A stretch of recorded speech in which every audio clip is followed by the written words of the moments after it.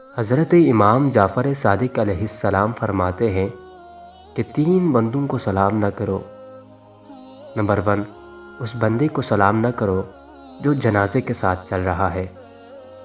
Number 2، اس بندے کو سلام نہ کرو جو جمعے کی نماز کے لیے جا رہا ہے۔